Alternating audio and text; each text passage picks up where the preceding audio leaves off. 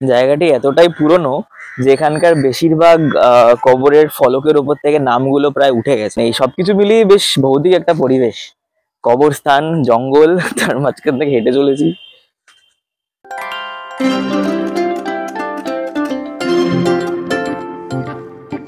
এখন বাজে দুপুর 3:30 মতন।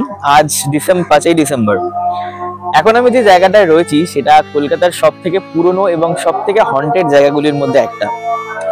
আচ্ছা, সেমেন্টারি বলতে সবার আগে আপনাদের মাথায় কোন জায়গাটার কথা মাথায় আসে? অবশ্যই পার্ক স্ট্রিট সেমেন্টারি। তবে আপনারা জানেন কিনা জানি না, পার্ক স্ট্রিট সেমেন্টারির মতোই ঠিক সমসাময়িক এবং সমান মাপের হন্টেড আরেকটা সেমেন্টারি রয়েছে এই কলকাতাতে। বলছিলাম স্কটিশ সেমেন্টারির কথা। এখন আমি রয়েছি ঠিক স্কটিশ সেমেন্টারি এলগিন রোডে। তো এটি একটি বেসিক্যালি স্কটল্যান্ড থেকে যারা আসতো, স্কটিশ লোকজন, তাদের কমিউনিটির লোকদেরকে এখানে ব্যারি করা হতো। এবং এই জায়গাটা অতটা এক্সপ্লোর নয়, অত মানুষজন আসে না, পার্ক স্ট্রিট সেমেন্টারির মতো অতটা পপুলার নয়। তবে এখানকার ভাইবটা কিন্তু আমি আসার পর থেকে পার্ক স্ট্রিট সেমেন্টারি কম কিছু বুঝতে পারছি না, বরং কিছু অর্থে তার থেকে বেশি আরো। তো আজকে জায়গাটাই আপনাদেরকে ঘুরে দেখাবো, কিরকম এখানকার ভাইব, কেমন লাগে, সবকিছু আপনাদের সাথে শেয়ার করবো। আশা করছি ভালো লাগবে।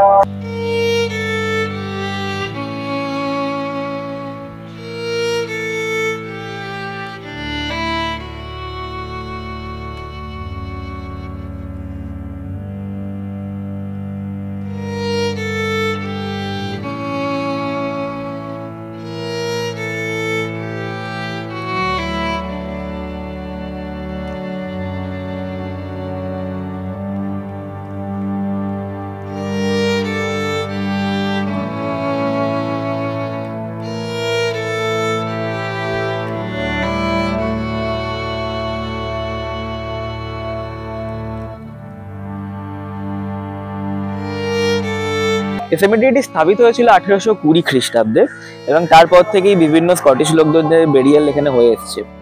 শেষ এটি ইউজ করা হয়েছিল 1940 সালে এবং 1947-এ আমাদের ইন্ডিপেন্ডেন্সের পর 1950 থেকে কিছু নেগলেসির জন্য আর কিছু অন্যান্য কারণের জন্য এটিকে অ্যাবান্ডন করে দেওয়া হয়। তো 1940-এর পর এখানে তারপর আর কোনো বেরিয়াল হয়নি। তো বুঝতেই পারছেন 1820 সালে প্রথম এখানে বেরিয়াল হয়েছিল। তো কত পুরনো, আজকের থেকে কত বছর পুরনো ঘটনা, প্রায় 200-250 বছর পুরনো ঘটনা। তো একটা অদ্ভুত ভাইব তো রয়েছে এখানে, একটা গা ছমছমের ব্যাপার তো রয়েছে, প্লাস তার সাথে এই যে ঐতিহাসিক একটি জায়গা তার যেই ভাইবটা থাকে সেটাও কিন্তু পুরো দমে রয়েছে এখানে। এখানকার যে ফলক, যে অবলিস্ক গুলো রয়েছে সেগুলো যদি আপনি দেখেন, এদের তৈরি করার ধাঁচ সবকিছু, বুঝতে পারবেন যে এটা একটা বহু পুরনো একটা জায়গা এবং এখানকার মাহাত্ম্যটা কতটা।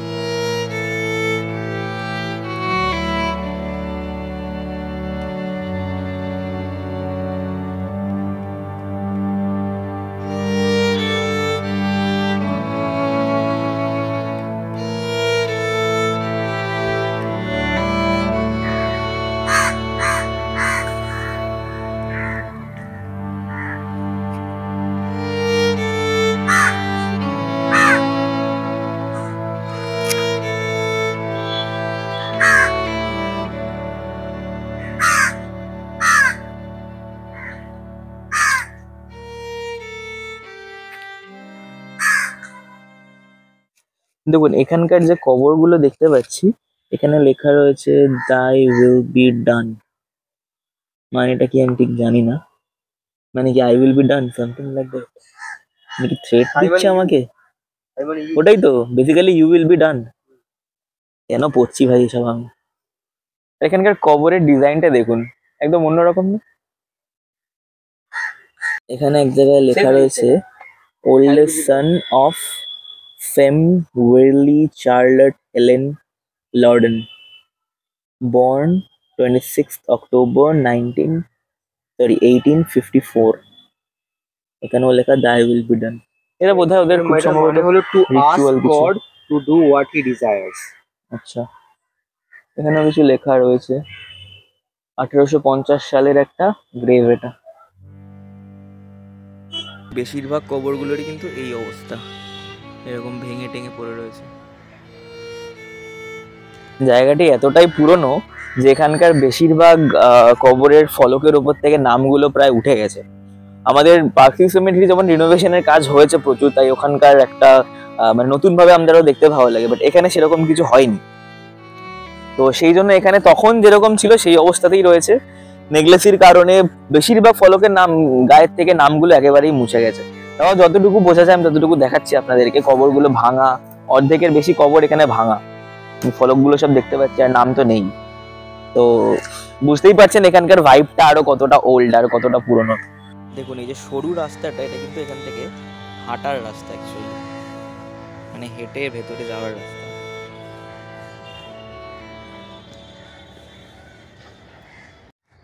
এই আর একটা কবর যেটা প্রায় ভেঙে গিয়ে একদম বেঁকে পড়ে আছে। লেখাটাও প্রায় মুছে গেছে, কিছু লেখা ছিল এখানে একদমই মুছে গেছে। আমার এখানে এটা দেখে একটু খারাপ লাগছে যে জায়গাটার একদমই প্রিজার্ভেশন হয়নি, জায়গাটাকে সংরক্ষণ করা হয়নি। সেটার জন্য অনেক কিছুর অভাবে এই জায়গাটা মানে প্রায় বহু কবরগুলো নষ্ট হয়ে যাচ্ছে এবং ইতিহাসটাকে আমরা ধরে রাখছি না কোথাও না কোথাও মনে হচ্ছে। সেটা একটু যদি গভর্নমেন্ট এর দিকে একটু নজর দেয়, আমার মনে হয় আমাদের এত পুরনো একটা ইতিহাস সেটা আমরা ধরে রাখতে পারবো। জায়গাটা একটু বেশি পরিমাণে ভুতুরে মনে হওয়ার একটা কারণ হচ্ছে এই জায়গাটা একদম অ্যাবান্ডেন্ট, একদম পরিত্যক্ত, কেউ এখানে খুব একটা আসে না। গাছপালা জঙ্গল টঙ্গল হয়ে রয়েছে, আগাছা হয়ে রয়েছে, তো সেই একটা ভাইব রয়েছে যার জন্য আরো বেশি জায়গাটা আরো ভুতুরে একটু মানে গা ছমছমে ব্যাপার রয়েছে। মাথার উপরে কাক টাক ডাকছে, পাখি কোথার থেকে দিক ওদিক ঝুপঝাপ আওয়াজ হচ্ছে, সব মিলিয়ে বেশ একটা ভুতুরে পরিবেশ।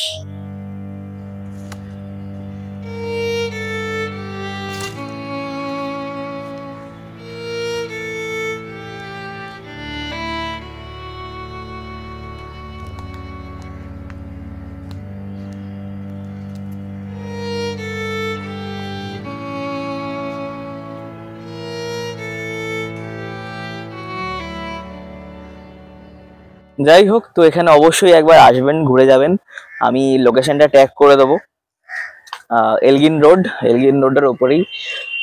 খুব একটা ফেমাস জায়গা না, নিরিবিলি জায়গা, একটা পুরনো কলকাতা। সব থেকে বড় কথা যে একটা ঐতিহাসিক যে স্থানের যে যোগ্যতা পাওয়া উচিত সেটা এখন অব্দি এই জায়গাটা পাইনি আমি যা বুঝতে পারছি।